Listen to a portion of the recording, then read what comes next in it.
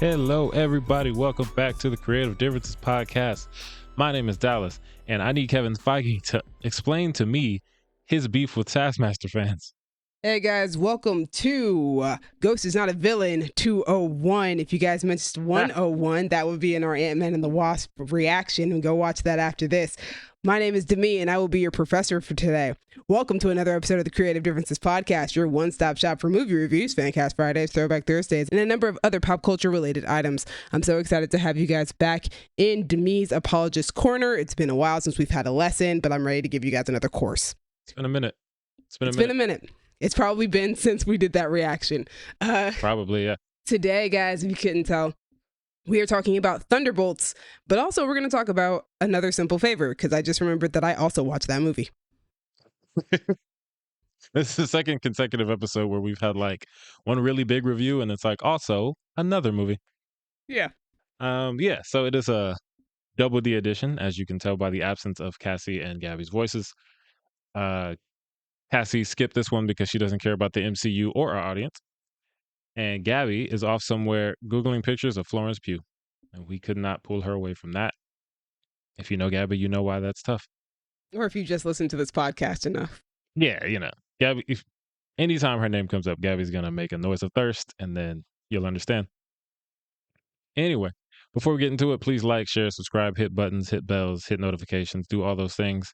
And then maybe one day we can be famous and get on a box of Wheaties or a better tasting cereal. All right, guys, I'm going to give you guys a really, really fast Another Simple Favor review before we get into Thunderbolts.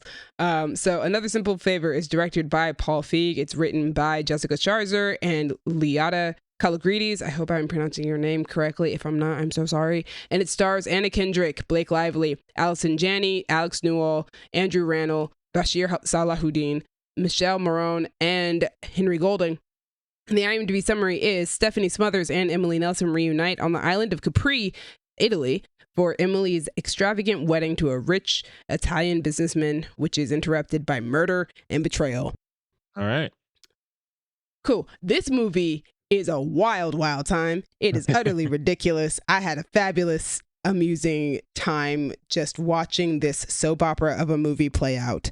Nice. I am a fan of the first movie.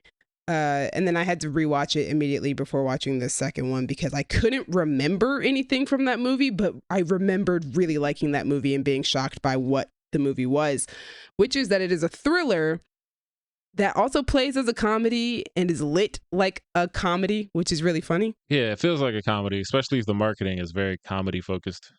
It is, but it's also very thrilling, and it's very good at that. If you've never seen the first one, I highly recommend it. It's a very good movie. This movie plays out more like a murder mystery. Okay, love that. Whereas A Simple Favor, the first one, was more like a Gone Girl type of thing. This is more of a Knives Out sort of thing, I guess. We love that.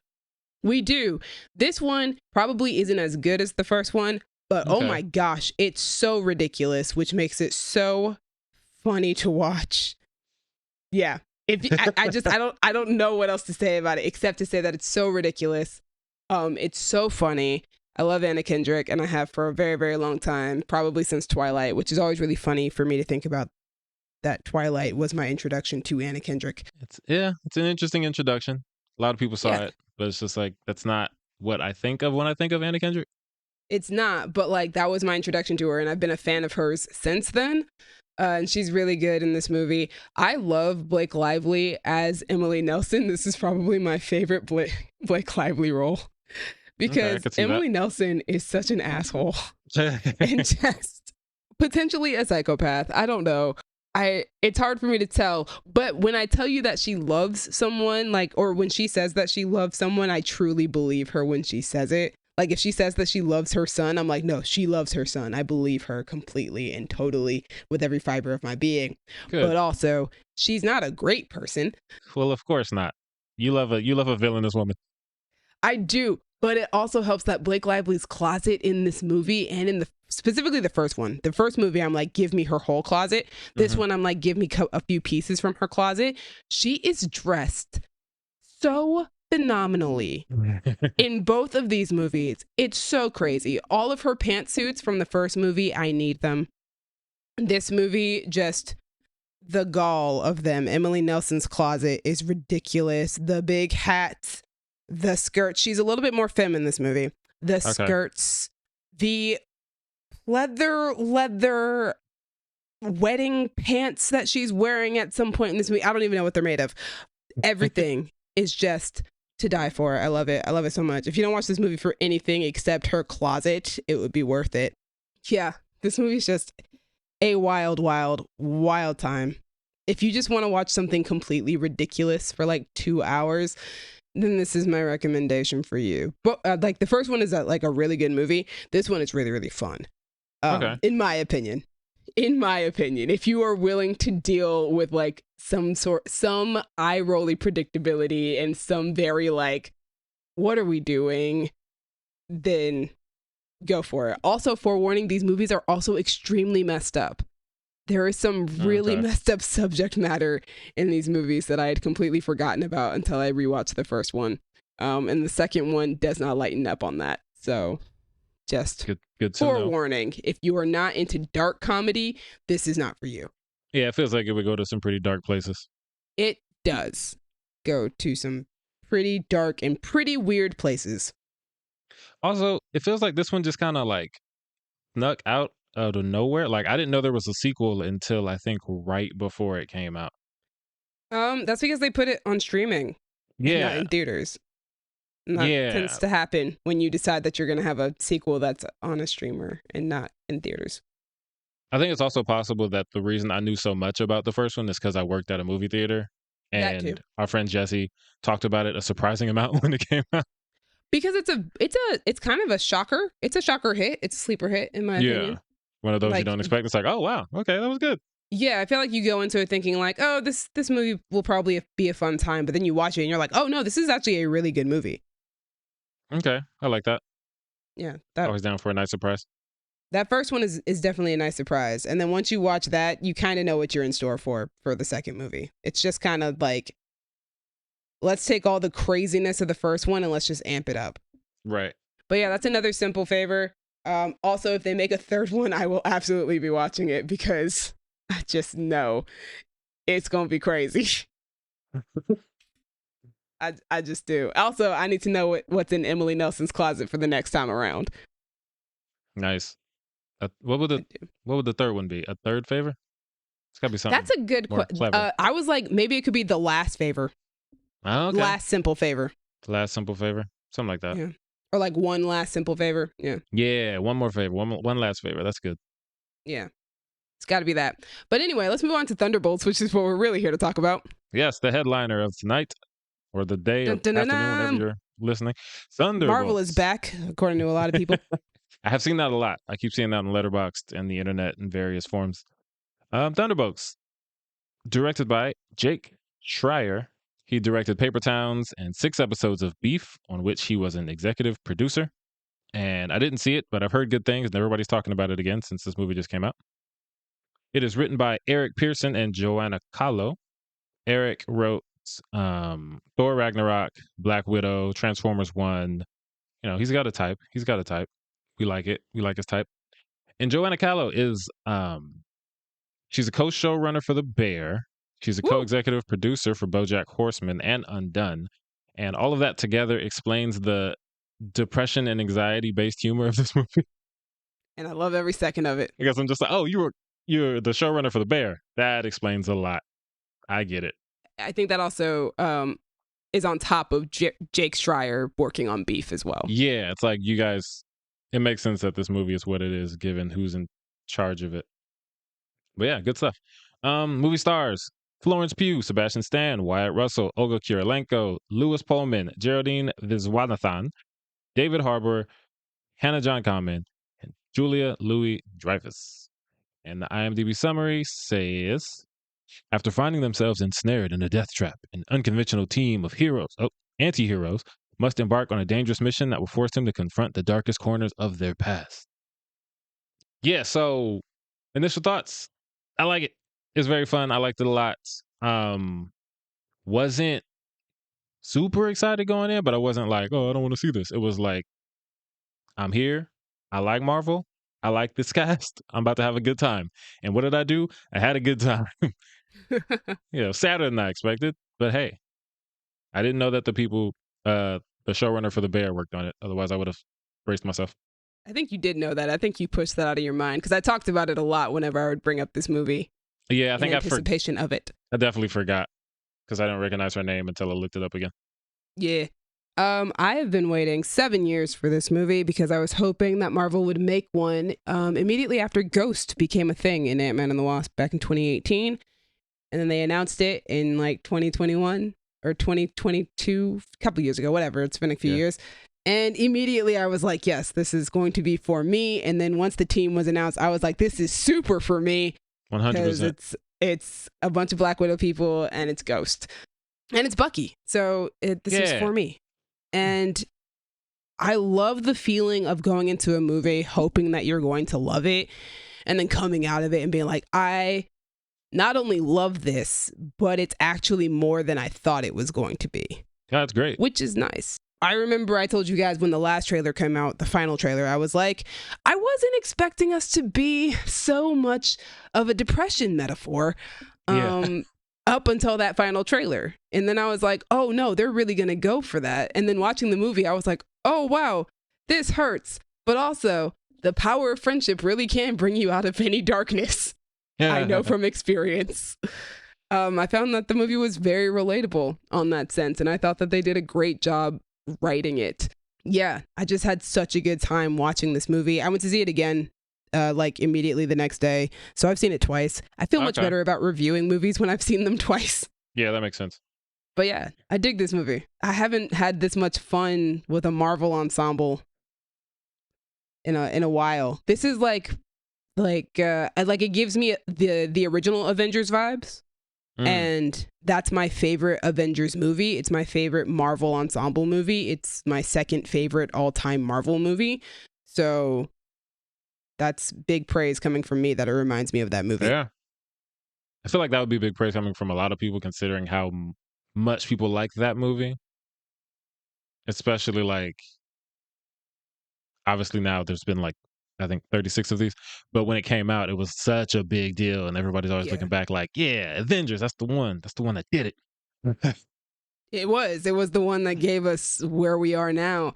Yeah, give me like 10 of these movies. I would watch so many movies of this team. Actually, can I have 5 more of these little blonde bitches?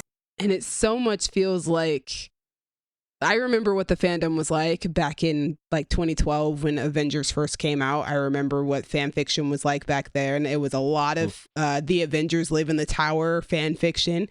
Right. That was the era. A lot of domestic Avengers fan fictions. And this movie kind of feels like that. Like the team feels like that. And that's really cool. Because the Avengers never actually felt like that on film except for in Age of Ultron for like 2 minutes. Yeah, I feel like, especially that last credit scene where they're like sitting around and oh boy is like, sorry, I can't but I did the dishes. I was like, yeah. He's great. Shout out to Bob, my baby boy, baby Bob. Bob is great. He's so good. And Lewis Pullman, I didn't realize that I had seen him before. What'd you see him in? He's in Bad Times at the El Royale. Oh, that's right. He is in that movie, which I realized recently. I haven't watched that movie since we saw it in theaters. I need to rewatch it again, especially with the Cynthia Erivo era of Renaissance that we're in. Oh, yeah. Yeah, no, I most recently saw him in Top Gun Maverick, which I heard he was good in. Playing another Bob, right? Playing another Bob. Yeah, he's so good in this movie because he has to balance this dark side and this light side. Yeah. Even before we get to, the end of the movie, the climax of the movie. He's balancing so much. Like he's so depressed and so like manic as well. I don't think we get to see him manic, but we do. He does talk about the highs being so high and the lows just being so low. And just you can feel it in his performance without having to see it, just how bad this dude's life has been up until the point that we meet him. And I like the way, like, when we're introduced to him with all of these killers of various status, and he just seems like this regular guy, and U.S. Agent is just being a dick the whole time. One of my favorite moments between the two of them is when he laughs And John is like, "What are you Yes. laughing at?" And he's like, "You said you're Captain America?" And he's like, "Yeah." And he's like, "You're an asshole." It's just like, that's such a great line. And it's like, yeah, bro, you can't be Captain America. You're such a dick. Because you're an asshole. Yeah, like, what do you mean you're Captain America? But yeah, that's kind of like a microcosm of how I enjoy the team dynamic, even before they're a good team, Yeah. because like that first scene when they all show up and they're going, it's like a fatal four-way basically, is Yeah. so dope. And Agent and Ghost are both now on my list of Marvel characters I like a lot more than I did in their first appearance. Which And I'm so happy about. I feel like Ghost yeah, is coming up a little bit now. and I feel like that's one of the things is that like I feel like for me Ghost is a lot more suited to this movie. Like Ant-Man and the Wasp, I like that movie a lot, but I just feel like I came out of that movie like I feel bad for this character, but I'm not super intrigued by this character. And this one, putting her on this team with these people interacting in this way, I'm like, yeah, this is what we should be doing. I like this. Yeah. My main thing for being excited for this movie, and I remember I said it on the podcast, I think during D23 when they first announced the team a couple years ago, I said the thing that I was most excited about was the character dynamics. What happens when you put this group of people who are all killers, and a lot of them have very similar backstories, Yeah. and so much trauma behind all of them. Yeah. When you put them all in a room, what is that like? In this movie, it's just like, it's very funny, but also it's also, I like the way that they approach their trauma. So yeah, like I'm happy that Ghost is getting a little bit more shine now. I have seen some people say that she has no character arc. I would fully disagree. I think that her character arc is very subtle and very quiet. And I think it's very much a show not telling sort of thing, because she definitely starts the movie not wanting to acknowledge the fact that she wants to be in a community and that she wants to be around these people. But if you watch her reactions through the movie and if you watch her behavior and like the things that she does, like it very much is leading her to a point of accepting the fact of, no, I do want to be around people. I do want to have friends. And, you know, part of being in a community means being willing to sacrifice myself or being willing to make a bold choice in order to save someone. And I think that's such a big contrast to who she was in even Ant-Man and the Wasp, where we spend the whole movie with her being like, I'm willing to kill so that I can live. I don't care what harm I do. I have to be the one who survives this because I'm going to die at any moment. And then in this movie, we legitimately get a moment where she goes, I don't care if I do die. I have to go do this because I think it's the right thing to do. And I was like, that's such a big jump from who we've seen her be. And I think that's like such a great character arc and such a great journey to follow, even if it's not like, it's not as bold or as loud as like Yelena's character arc, which is a beautiful character arc as well. But I think it's just as important as of one, and it's definitely there. Yelena, God, Florence Pugh. She continues to be great. Florence Pugh. Also, wait, hold on. Shout out to Hannah John Common, who plays Ghost. One of my favorite actresses. I have been a fan of hers for literally 10 years as of like next month or 2 months from now. So this was an exciting way to celebrate, especially with the way that this movie ends. I was like, what? No way. All right, cool. I won. So hard. But Florence Pugh, girl, you don't have to act this good in a Marvel movie, but you do, and I thank you for it. I'm so glad she does. Oh my gosh. I'm so glad she does. Every time I hear her say, Daddy, I'm so alone, I die a little inside. That was rough. That was real rough. I was like, no. Oh my gosh. Somebody hug her. Somebody help her. Ugh. And I'm also never, ever ready for whenever Yelena just starts crying or being sad over her sister, over Natasha. Because I'm like, girl, me too. Same. Yeah, she had some great moments. And I really like, I think my favorite character besides Bob is actually Red Guardian. And I love the moments that they have together. Shout out David Harbour, by the way. So like good. In that scene and scene earlier too, like he has these moments where he's like, his character is very goofy. He's very over the top. He's very comic relief, but he cares so much about this woman, his daughter. Like even in one of the most over the top comic relief scenes when he shows up in the limo and he's just yelling, Yelena, it's your dad. I love Don't that go in scene there. so much because It's I love that Yelena puts her head down. It's yeah. so much like, oh my God, my dad came to pick me up in She's front of my like new friends. exactly. She's like a teenager at the party whose dad showed up, and their dad showed up drunk and sleep deprived, and they're like, "Who is that?" She's like, "It's no one." Just like that scene is ridiculous, but it's great, and that whole sequence is great because then they're in the car. We get more team bonding. Um, we get a That's also the first pony. time you can tell that, yes, the pony The music cue needle was drop, so good. freaking genuine. Not what I expected in this movie, but I loved it. Yeah. It's also the first time you can tell that Ava wants to be on the team, even before John and Yelena want to. Mm-hmm. And then we get one of it's funny because Bucky has so many cool scenes in the MCU, but like He's just awesome. definitely one of the cooler scenes that we've gotten, at least in recent MCU, when Bucky shows up on that motorcycle, going full Terminator with the shotgun. Yeah. I was like, this scene is awesome. It's so good. Yeah, I love how much like you can tell Alexei really wants to be a good dad, and he's just so. I think he's self-aware of how bad he is at it, and I think he says that. Yeah. Like he doesn't say that word for word, but he does discuss his flaws as a father. But like, man, you're really rooting for him to be a good dad because of the way David Harbour plays that warmth and Mhm. also that comedy. Like, you really want him to succeed. You really want him and Yelena to just find some common ground and to like be the father, not just being the embarrassing father of a teenage Right. girl, but be like even though she's not a teenage girl, she's like in her 30s, but like legitimately being a father, a good father to this girl, who Yeah. desperately needs a family, which is the whole point of the movie, is that all of these people are in desperate need of community and family. And one of the things that I love about Bucky is that like he has been in recent years, he has been such a staple of being a heroic person. Mhm. And I like that he himself seems to be trying to find what his path in life is meant to be after this whole Winter Soldier ordeal. So now he's a congressman. Right. And I like that, he meets this group of people. He doesn't say that his place is with these people, but you can kind of feel that this is where he's supposed to be with all these people who are just as messed up as he used to be.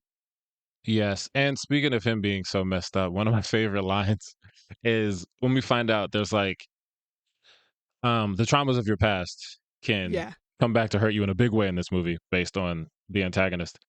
And when Bucky says like, oh, I had a super cool past, so I'm fine, or something like that. It was so funny because it's just like this movie does take the time with certain characters to show some of them get full on flashbacks, and some of them we just kind of get like we know what the deal is. They have their like We've met these guys before. yeah, they have their trauma Olympics in some of the scenes when they're doing their exposition, and we all know Bucky's trauma.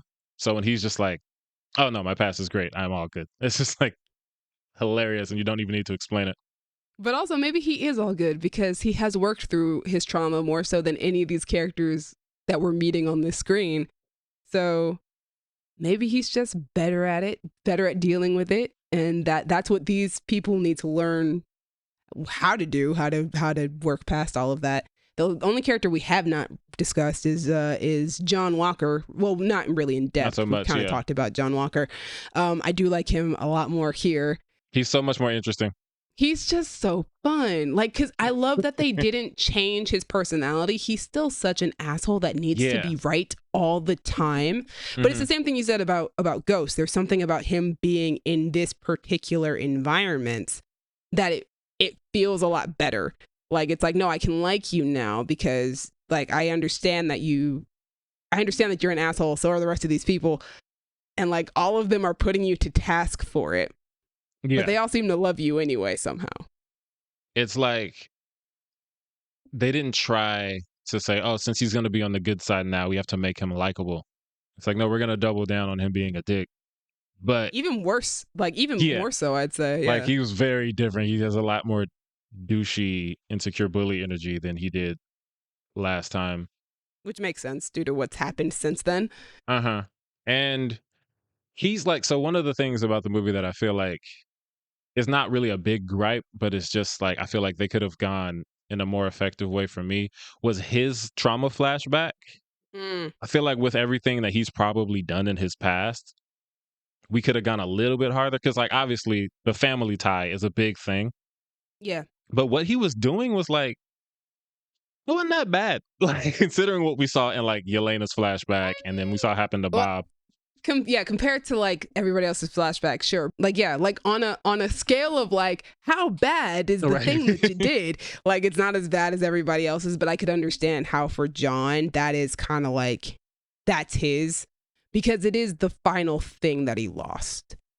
Right. And obviously I don't want to see him like going Ike Turner or nothing crazy like that. No. It was just given the context of like so many different traumatic things in the movie. I'm like, all right, John, you kind of got off easy with this one. Like, I know you've done some crazy stuff.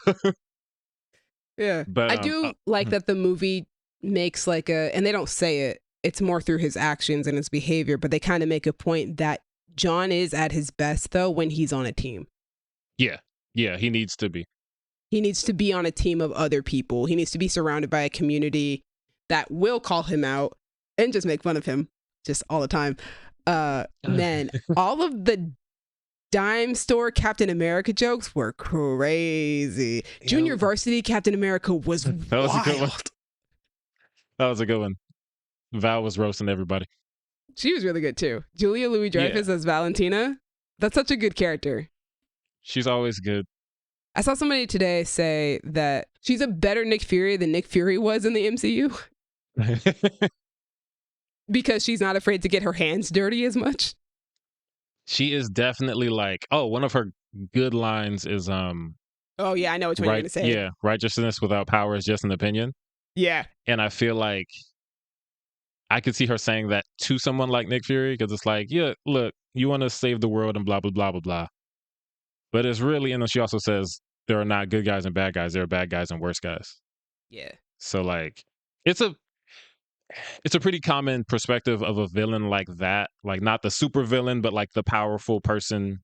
She who is an is Amanda just- Waller. And Yeah, technically Amanda she is Waller. also a Nick Fury. Like Nick Fury is like that in the comic books. He's Mhm. a little bit more gray than the one that we have in the MCU. Right. But yeah, she was Which is good. why he and Valentina had a relationship in the comic books. That is something I miss in the MCU. I wish that was still a thing. Yeah, now they gave it to Russ. I hate that. Hate when the MCU takes like canon ships and they're just like, let's just Yeah, move it over here. put him Give it to with an somebody else. OC. And I'm like, why? Why would you do this? We have comic book sources for a reason. But whatever. Yeah, I really enjoyed like the dynamics, the characters. I thought that's really, I think, like us having a whole conversation just about the characters. I feel like this movie is character first. 100%.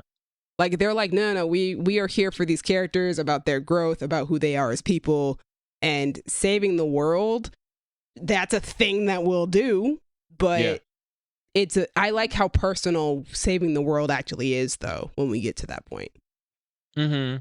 And speaking of saving the world, there's something that this movie does really interesting from like a visual standpoint. And like as the story unfolds, it kind of makes me feel like, okay, these stakes weren't as high as I thought they were. But like obviously that's kind of like spoily stuff. But considering where I thought, like what I thought was happening, I was like, yo, what the hell? And then we find out, it's like, okay, I get it. But yeah, it looked really cool though. The visual effects on this, like, I don't think I've been this impressed with the visual effects on a Marvel movie since probably like Eternals. Because the look of the Void is insane. Yeah, I So good. I love the shadow. I'm always a sucker for like a little bit of glowing eyes in the darkness, and they do what our friend Jesse calls the Mike Flanagan eyes. And it's like, yeah, that look is like, oh, this should be in a horror movie. Yeah, it's just, man, it looks so good. And I was freaking out because like the Void is just like, it's a shadow basically. It's just pure darkness. Mm-hmm. And yet you can still see like the contours of the face. Like it's still like bright enough that you can see that there are cheekbones when he turns a certain angle, but also it's still like pitch black. And I'm just like, I don't know how you guys came to this, but it looks amazing and you guys did an amazing job with it. Yeah, the visuals look really good. I love the cinematography on this movie. The fight scenes, there aren't a lot of them, but the fight scenes are super good. Yeah, like I think my favorite one is probably, like I said, the fatal four-way at the beginning, when it's like you're going after this person going after that one in that circle. And the shot that I keep thinking about is the one with the knife. Yes, when Yelena throws it Yelena throws Ghost. it. Ghost catches it. She phases through it and then phases back to catch it, throws it, bounces off the shield, and then oh boy catches it and tries to use it and it gets back to Yelena. I'm like, that's really dope. Yeah, it was such a good fight scene. My other favorite fight scene is definitely Yelena's at the beginning of the movie, the hallway fight scene, the looking long down. take across, Mhm. which also somebody pointed out is really good foreshadowing for what's to come later because of the way that they use the lighting in that scene. Yeah, really, I heard really that good. too. Also, shout out to Florence Pugh for pulling a Tom Cruise and jumping off the second highest building in the world. That I can't believe that that's how the movie starts, by the way. It's just like, we're going to start with Florence Pugh jumping off the second highest building in the world. Let's do it. Let's go.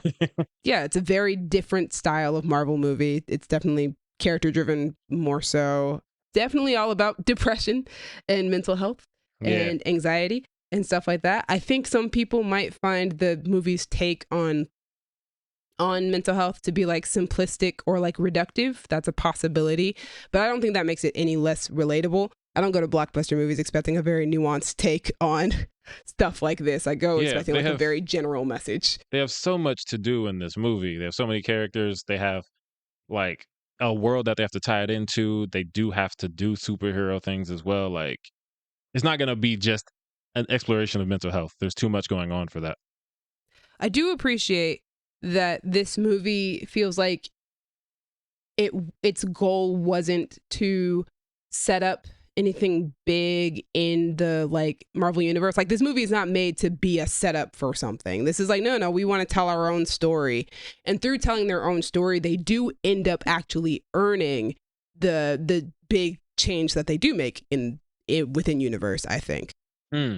I'm like, yeah, okay. Like, we get to the end of the movie and we find out what the asterisk stands for. We're not going to spoil it, despite the fact that Marvel already is. Yeah, they keep doing that. But when we find out, and it was funny because I called out what it was right before they did it, I remembered that is a comic series. And I was like, oh yeah, that's a thing. We're going to do that. That's amazing. That's a great idea. But when we got to that, I was like, oh, now you get to do the big thing at the end of the movie that ties in everything into the big, wider universe. And I don't feel like I had to watch this movie to understand something that's, I mean, I probably will, but like, yeah, maybe going forward. But I didn't have to watch some other movie to understand. Like, when we were talking about Brave New World, we were like, this is a Hulk right. sequel. There's a lot of Hulk in there that you like, wait. Yeah. You can't just go from Captain America, like whatever the last Captain America is, to Brave New World and be cool. I feel like even if you've never seen Ant-Man and the Wasp, if you've never seen The Falcon and the Winter Soldier, if you've never seen Black Widow, you probably could still watch this movie and still get a basic understanding of like what's going on. Yeah, we're sad. We got dead people. Like Rocket Raccoon says, everybody's got dead people. And that's a big part of this. These guys have got a lot of them between all of them. Yeah. But yeah, I think that this movie is great. I think they did a good job with the story. The dialogue is pretty good, especially like the jokes. I feel like this is like, they didn't hit as many jokes as they wanted as they usually would in a Marvel movie. But when they hit a joke, man, they hit really well. And then they also had like lines like the righteousness without power line, which was a banger. Like, like the writing on this movie was really good, not just from like a dialogue standpoint, but I think just from a storytelling standpoint. I think they did a really good job with this one. I'm very happy with this one. Very happy that I'm happy about this one. Because yeah, I was so excited about this movie. I was so stoked for a Thunderbolts movie. It's all I wanted for a really long time. And I remember all you people who were doubting and hating on this movie based off of all sorts of things. And now y'all are out here saying Marvel's back. I remember. I remember. The fans are fickle. Fickle indeed. We'll see how they feel when Fantastic Four comes out, but hopefully that one's good too. We'll see in a couple of months. Can't wait for that one. We finna find out. And then after Fantastic Four, we will have less than a year to wait for Avengers Doomsday. Yeah, I have so many curiosities about that. Which we already have a scene from, because I think the post-credit scene of this movie is just a Doomsday scene. Because it was shot by the Russo brothers 4 weeks ago before the movie came out. Right. But yeah, that's Thunderbolts. I absolutely loved it. I have a lot of thoughts about it. I wrote like a whole essay on Tumblr. And I wrote like a whole essay on Letterboxd. So a different essay. So, you know. Yeah, I like it. It's a good one. It's very fun. Movies are movieing, guys. We're here now. We're at the time of the year where movies start movieing. Yeah, I've never gotten to a point where I'm like, oh no, I've given up on the MCU. So I don't I really haven't say the either. like Marvel is back stuff that people say a lot. We don't believe that here. Yeah, especially since they just recently gave me Deadpool and Wolverine, and I love that with all my heart. So it's like Also, Guardians of the Marvel never left. Galaxy Volume 3 came Yeah, out. Wakanda Forever was yeah, great. they've been making Agatha hits. All Along was great. Like, things were coming out that were great, guys. They Yeah. didn't go nowhere. Just some of it wasn't as good as usual. Right, they never left. They might have had some lower lows, but we've also had some pretty good highs. Mm-hmm. All right, that's Thunderbolts. That is Thunderbolts. You want to just jump into trailer tracking, or you got something that you've been watching, or like? You know what? I do have something I've been watching, and I'm going to be very brief because I'm probably going to review it in a few weeks. Love But that I for just you. want to talk to you about the studio Oh because yeah. That's on my watch list eventually. That's on Apple. Apple TV, yeah, and Apple TV stays with the heat. They do. When I watch the show, I think of you and I think of Jesse, and I'm like, the show is made for Demi and Jesse. It's kind Like, of like when Reboot came out. That show also felt very much like for me. yeah, and this kind of feels like I didn't see that, but based on the premise of what it was, I feel like there'll probably be a lot of overlap in the fan bases. But it is created by Seth Rogen, Evan Goldberg, and Alex Gregory, Peter Perez, and Peter Hook. I don't know how you say his name, but it looks like the laugh that Goofy does, so I'm gonna say It's a Peter Hook. very amusing way to say it. Yeah, that's probably not how you say it. But it stars Seth Rogen, Catherine O'Hara, Ike Barinholtz, Chase Sweet Wonders, and the wonderful Catherine Hahn. The premise is basically Seth Rogen is one of those cinema, I love the art, movies or I love movies Me. types. Yes, exactly. That's why I want you and Jesse to see it. And he gets a job as a studio head, Oh God. but his boss, Bryan Cranston, the great Bryan Cranston, is a make money. We don't make, I think he says, we don't make films, we make movies. We make Yeah, movies I that was make about money. to say that feels like a miserable job for somebody who loves movies. And one of the lines he has, and I think the first episode is like, I love movies, but now I think it's my job to ruin them. And the whole thing, so it's that, but also like, I don't want to call him an idiot, but he's just like, he's trying so hard to please so many people and ends up just pissing off a bunch of people. That's what Like, happens when you try and please like a bunch of people. he has to stop. But like, the show is so good. And it's funny because you think of like Seth Rogen humor, you think a lot of times it's going to be raunchy, it's going to be silly. And it is lot of weed. silly. Yeah, and it is silly. And it gets to like raunchy mostly just in dialogue because they talk about like different types of movies and stuff like that. But the art that goes into this movie, I mean, that's a movie. The art that goes into the show is like they're really trying. Every scene in the show is shot as a oneer, and it gives it a really unique feel. Like they cut between scenes, but when they're in a scene, they're just like following them as they go and everything like that. Still ambitious. Yeah, there's an episode called The Oneer, which is about a director trying to shoot a oneer. I've done them. They're hard. Yes, that episode in itself is a oneer, which just adds to the like stress that you feel when every time they have to like reset and do it. You're just like, because you don't get to cut away either. So it's just like, Jesus, this is stressful. There's an episode that's about a neo-noir movie, and the episode becomes a noir in the way that they have, it's Olivia Wilde is making a movie on film and a reel goes missing. And they're like, who has the reel? We have to find it. So it becomes a noir about making a noir. And it's just I like, love that. yeah. So it's like that kind of stuff is what they do It's with each giving me episode. after party.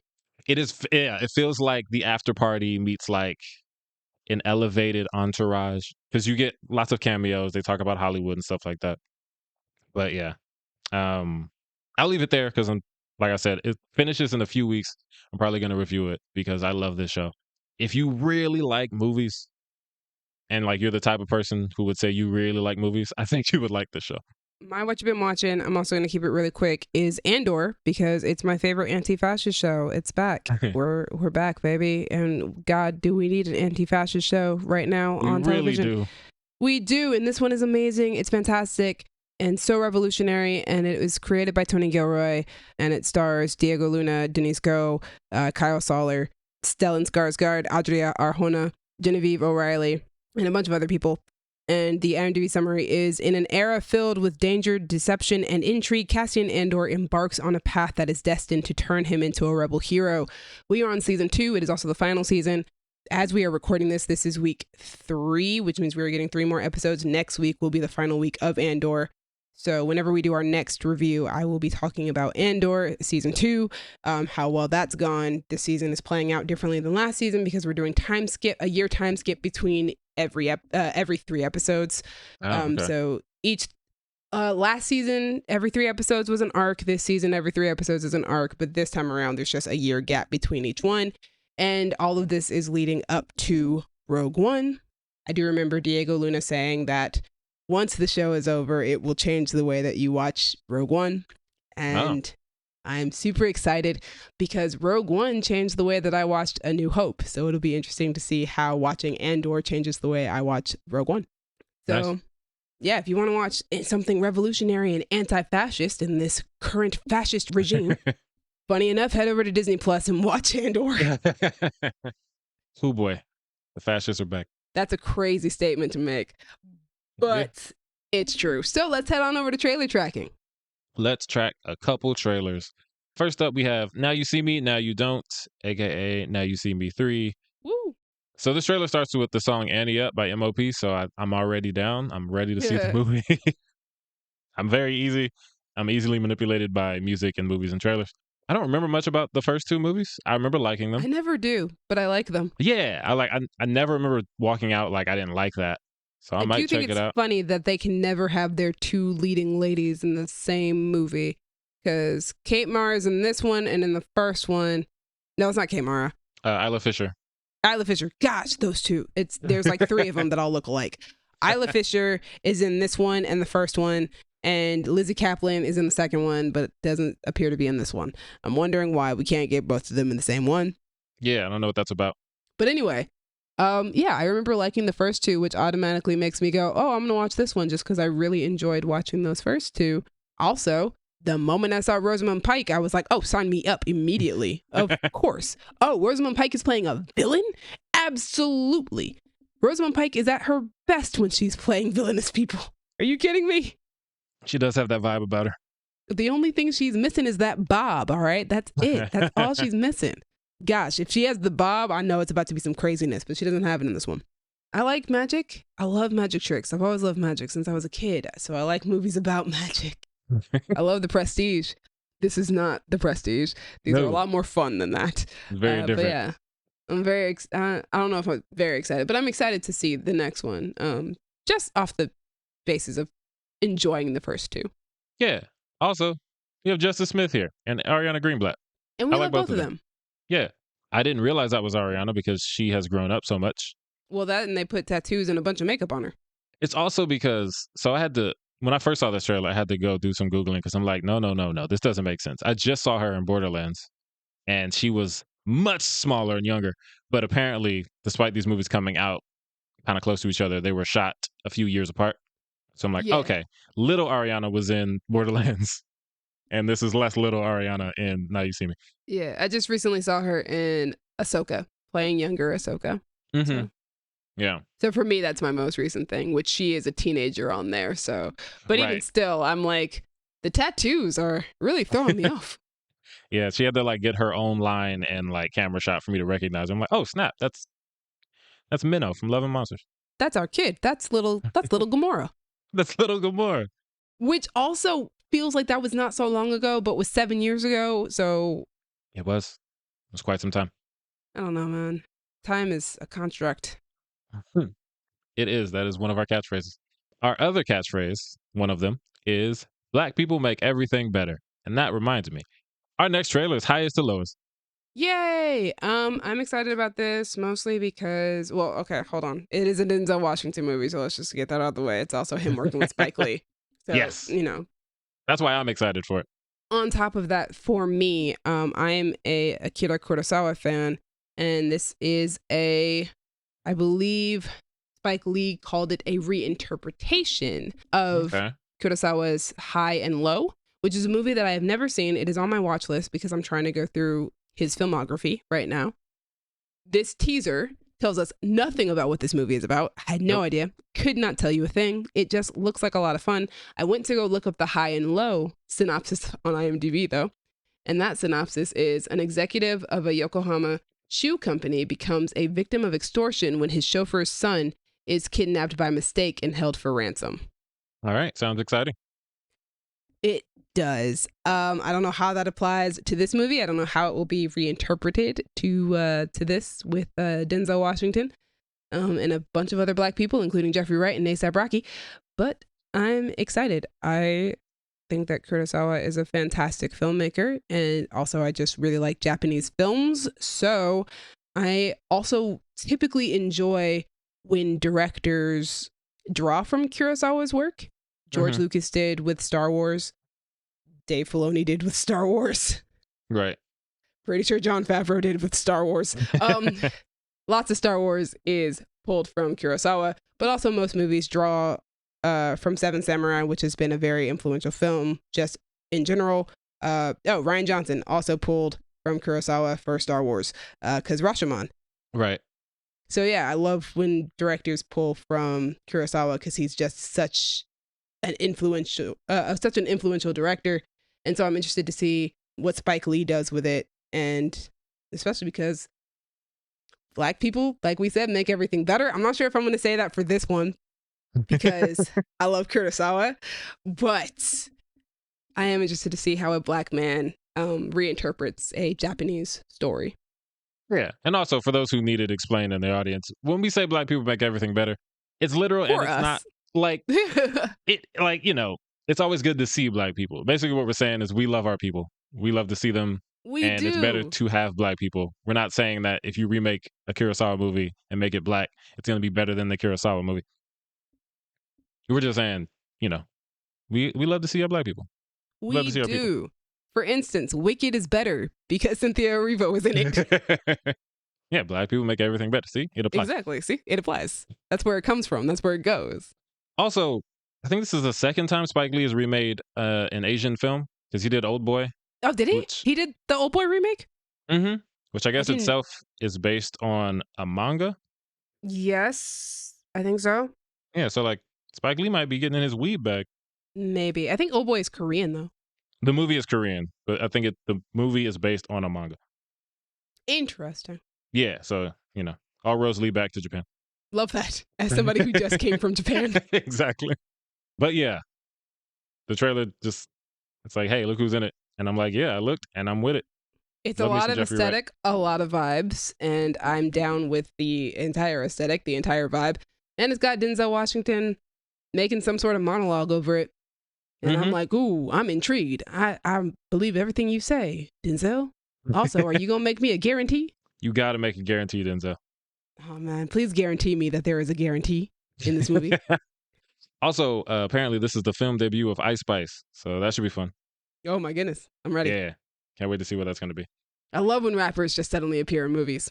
Yeah, we got A$AP Rocky and Ice Spice in this one. Cardi B was in Fast and Furious. I just... Keep getting that bag, rappers. Fast and Furious is famous for that, actually. I mean, cause, come on, look at Ludacris's acting career. I think it kind of started with Fast and Furious, and he's still going on that one. Yeah, Ja Rule is in there. You can find a lot of... Iggy Azalea is in there. Which one is she in? She's in 7. Oh, okay. She's in one scene. She calls Letty Ghost Girl. That's the girl I heard so much about. Where you been at, Ghost Girl? Is she using her Black voice or her Australian voice? You know. I don't know why I asked. I knew. Yeah. Cool, Iggy. All right, moving on to the news. We have... Oh, we have news? So unaware. We have a couple newses. Okay. Rina Sawayama is back for the Kane spinoff, the John Wick spinoff.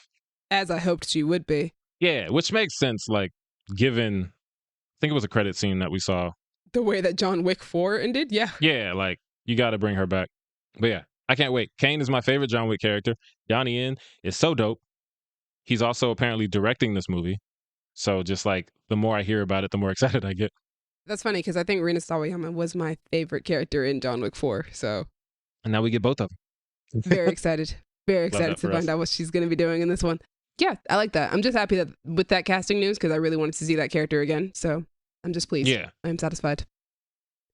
Yeah. We don't know much about the movie. Kane is in it. Rina's character is in it. So, hey, I'm with it. I will be Hopefully watching. avenging Hiroyuki Sanada, who is another actor who I absolutely adore. I'm sure that is her plan.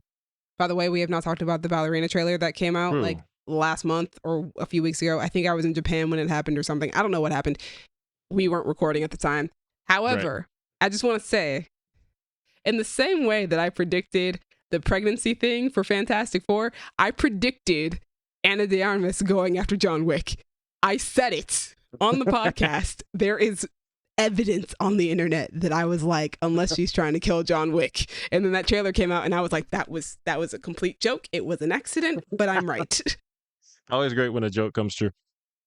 I can't wait. Can't wait for that movie to come out too. Yeah. I feel like I'm losing, like I'm just as hyped for that movie as I've always been, but I keep forgetting that it's happening. Yeah. That's fair. But yeah, I need the promo to go a little harder. Yeah. Definitely We're getting hyped up. close now. Can't wait. And other bit of news, apparently Roadhouse is getting a sequel and it is directed by Guy Ritchie. Yeah. I didn't know I wanted a Roadhouse sequel until I found out it was being directed by Guy Ritchie. I don't think I have very many feelings on this. I watched Roadhouse. Same. And it was cool. My girl Daniela Melchior is in it. I just like seeing her places. Also, Jessica Williams is in it. Love seeing her places too. Love her. Love her. But yeah, Guy Ritchie's directing it. I'll watch it because I love Guy Ritchie. That's my thing. It's like I saw Roadhouse. I was like, all right, that was Yeah, cool. I don't know if I would have watched a sequel if it wasn't a director that I love directing. Pretty sure I would not. I didn't even really mean to watch that one. I was at the family's house and they were watching it, and I was like, "This is a Roadhouse movie? All right, bet." And then I was like, "Okay, well, now I've seen that." But yeah, I didn't seek it out. But I will be seeking out Roadhouse too because Guy Ritchie is that dude. We love Guy Ritchie here. Yeah. This podcast might be the biggest Guy Ritchie fans that you'll find in the podcast sphere, to be honest. I can't wait. I can't wait. Oh, he's got a movie coming out this month. We're definitely reviewing that. Which one? Is it Fountain of Youth is this month. Man, I cannot keep up with that man. He has so many. We will be doing that. All right. That is the news. And surprisingly enough, we have 2 Instagram comments that I can do what's it called? Different opinion section for. And they are both from Blue Moon Lycan, aka the homie Marcellus. Hey, what's up, Marcellus? Yes, and they're both on our Sinners reel that we posted a few days ago. First one is honestly him just saying that he misses Cassidy, which is very nice. So I miss you, C. People don't know how much you used to make me laugh while making caramel corn. That is very inside ArcLight. That's ArcLight history. Feel free to go check out our episode all about ArcLight. We have a whole episode where we tell you guys stories about our time working there. Yes. Which is a wild and niche episode to have on a podcast. It is, but it was closing, so exactly. We honored it. We honored our horrific years working there. But it's where we all met. Well, not all of us. True. I met Cassie in high school, but it's where we met Dallas. Exactly. Where the group came together. Other comment from Marcellus is hashtag light skin Haley Steinfeld with the mind blown emoji. Yeah. Yes. I love that. According to that movie, yes. Shout out to light skin Haley Steinfeld.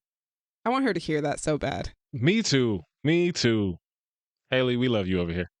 We do. We're such big fans. Oh, sorry. We have another. Oh, gosh. I was wondering if you were going to go for that one. Same reel from A.O. Fabio, the homie Fabian. What up, Fabian? He wrote, "It's like eating ice cream," with the ice cream emoji, which, if you've seen Sinners, you know what that's about. You know what he's talking about. We don't have to go into further detail. And if you don't, go watch Sinners. It's great. But yeah, that has been Different Opinions. Shout out to our old coworkers for commenting on our Instagram. And that's all we've got for you guys for today. Thank you for joining us. Thank you so much for listening. We always appreciate you. Demi and I appreciate you a little more. That's why we're always here. Just kidding, but not really. Thank you Audience, thank you, Crown Digital, Brandon and Io, for putting us on Spotify and Apple Podcasts. Demi, thank you for editing, for putting us on YouTube, being the other D in Double D today. Hey, Can always count on you. try to be dependable. Love that. The D in Double D stands for dependable. It does. And Demi and Dallas. As always, you can hit us in the comments, or you can hit us on Instagram and Tumblr at Creative Differences Podcast, Facebook.com/Creative Differences PC, or TikTok at Creative Differences Pod. If you want to talk to me about my Justice for Taskmaster campaign, you can find me on Instagram or Letterboxd at a king named Simba. Hey guys, I changed my name on my Letterboxd so that you guys can actually follow me, so it's no longer a burner account. Hey. So if you guys want to read my more articulate review of Thunderbolts, you guys can find me on Letterboxd at Demi Joie. Joie is spelled Joie. Thanks again for joining us. Tune in next time. I don't know what our next review is. It might be Mission Impossible, because that's in a couple of weeks. That's true. I saw that poster outside the theater when I watched Thunderbolts, and I was like, oh, snap, is that already here?